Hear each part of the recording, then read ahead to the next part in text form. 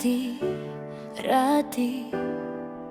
laging nagmamadali, parang hinahabol ng sariling anino, di mapakali.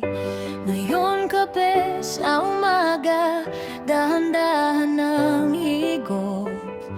Wala nang bigat, wala na ring takot sa pag-ikot ng mundong dati ay kay gulo.